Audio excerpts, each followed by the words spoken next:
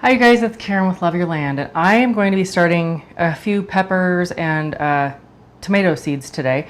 And so I thought I'd bring you along with me because if I just post pictures of my tomatoes and peppers, seeds started in little pots, a bunch of you are going to ask me, why are you starting them now?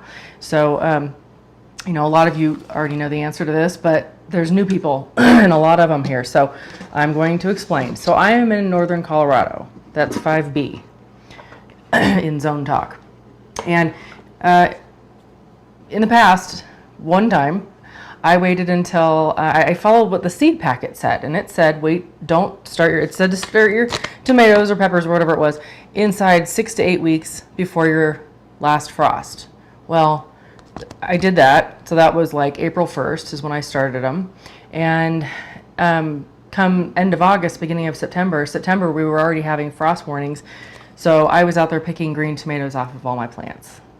Yeah. The other thing is, we only have 3 months here, really. It's like June, July, and August. And then September is like, should we take the garden down now? So my goal is to get my plants in the next 4 months, so February, March, April, and May, to get them as thick-stemmed as possible. Because, again, I'm in northern Colorado, and when I put them outside, we have all kinds of weather, hail and wind and just out of the blue storms, and that can happen anywhere. So that's why I start them so soon, because I need for them to it's not that I'm trying to get them to flower or set fruit even, although they do inside in this time frame. It's that I want them to be stronger. So the way that I get them stronger inside isn't just by starting them early, it's because if I started them inside now and I just let them grow and grow and grow, I'd have these tall, spindly, gangly plants that are just going to topple over anyway when I put them outside. But that's not what I do. I start pruning them, tomatoes in particular, actually tomatoes and peppers. After they have about maybe their third rung of leaves, that growth tip that's up there, you snip that off, and when you remove the growth tip on a plant, it forces lateral growth. So we'll talk about that more later, but I just want to explain that I'm starting them now, and yes, they would be gigantic and they wouldn't be real happy. If I left them like that, they'd be falling over, they'd need to be caged, but I don't do that. I am pruning them the whole time. I give them supplemental light. I feed them. So I do everything that I'm supposed to do, that anything that I have to mimic nature inside, I do that. And then come June 1st, usually, it's supposed to be Mother's Day, but that's a little too early. Then I have nice, strong, sturdy plants that are bushy, and that's the whole goal. So today I'm going to start some tomatoes and some peppers, and of course it's just upside down because I cut mine upside down, but I'm going to start some Cherokee purples, the ones from Baker Creek. And then this is purple day. The other one I'm starting is purple serrano peppers. Those were my husband's favorite last year, the year before. I think it was the year before, I don't remember. Anyway, so what I do is I take these I should have said this before I started. I take these little pots and I fill them pretty much all the way up with my seed starting mix, which is sterile soil and coir. And it's about a 50-50 mix. It's actually, we'll just stick with that. This time I actually added trifecta. I added a scant quarter cup to a gallon of soil. In the past, I've sort of stood a firm position on putting plant food in your seed starting mix. And my theory is, why waste it? This is precious stuff to me. And seeds, not only do they not need food to germinate, or the little bitty seedlings, they don't need food either. They can't do anything with it. They can't even take it up. So it's not until they have their first set of true leaves or second set of true leaves, really, that they'll start utilizing these nutrients. But I'm putting it in this time because, and I'm going to see, I'll definitely know, I'll be able to tell the difference even if I don't do a side-by-side. I know what these plants look like every, week. And I'll definitely know if it made a difference. I think it will, because what's going to happen is that trifecta in particular has water-soluble and non-water-soluble elements to it. So And plus, I'm not really watering these plants yet, so the nutrients aren't going to get leached out by watering. There's sort of a time elapsed effect. Those are my words, not Luke's, with the trifecta. So it's going to be available to the seedling the minute it's ready to start utilizing the food.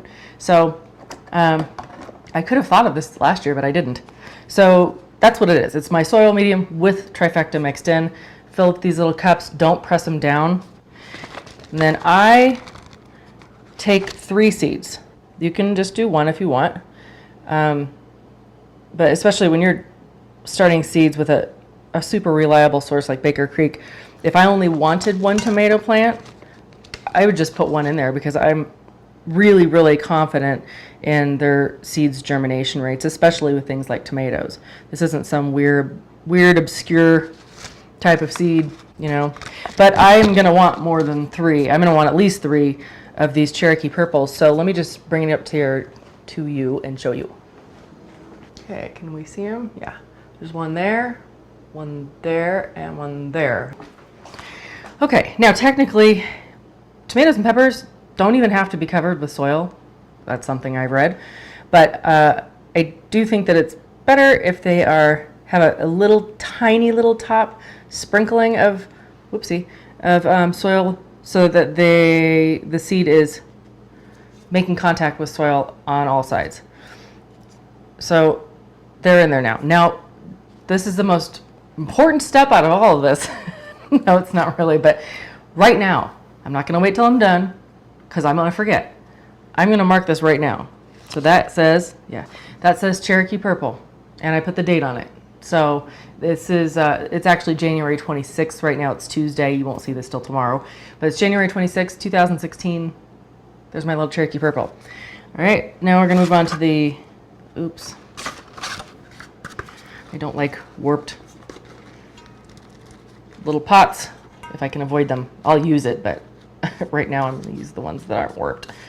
So again, I don't press it in there. I just sort of jiggle it in and pat it a little bit. Take your seeds. These purple serranos are so pretty.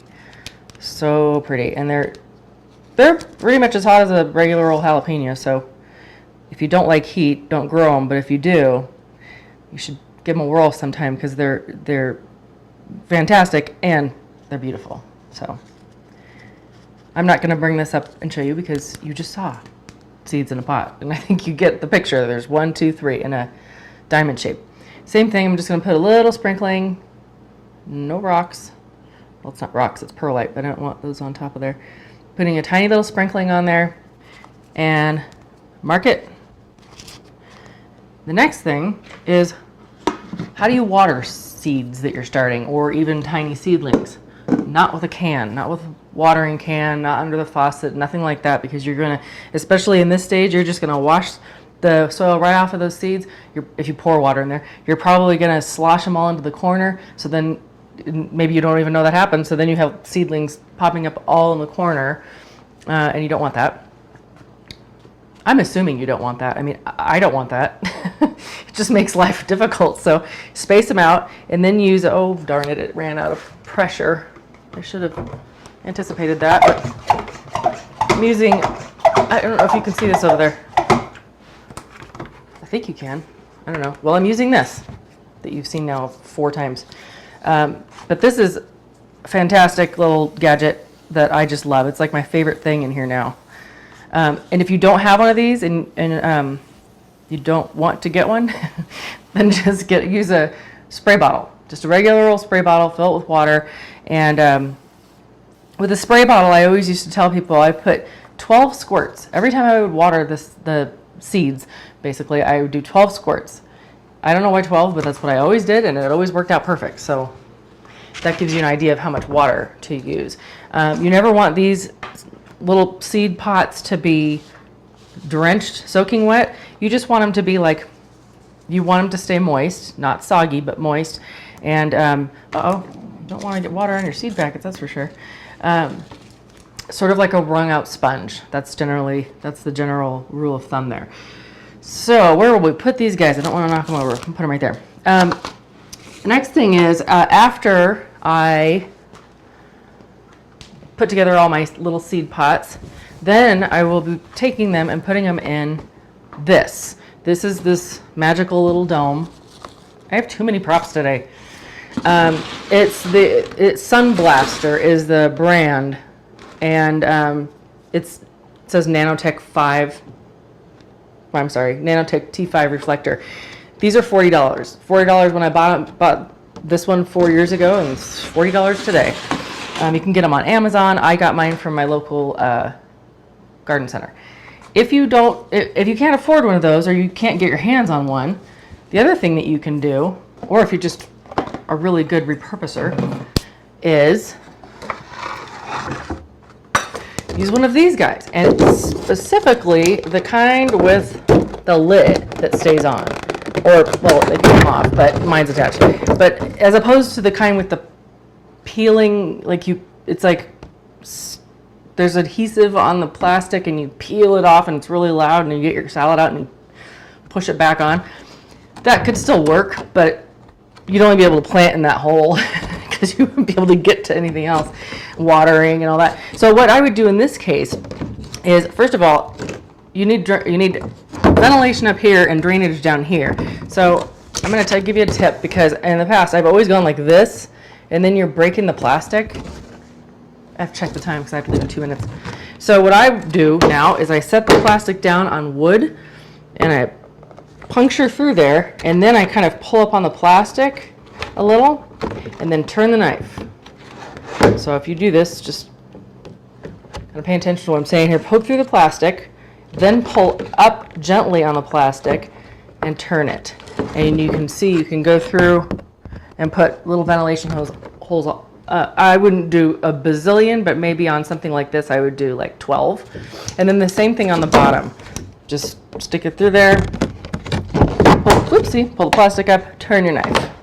Okay, so then in this case, this is going to be this lid basically is your humidity dome. So that's the other, I didn't mention why I love this thing so much. First of all, it comes with a handy dandy light, but also it keeps the humidity level even. It keeps the temperature pretty much even in there, and that's really important, especially for pepper seeds to germinate.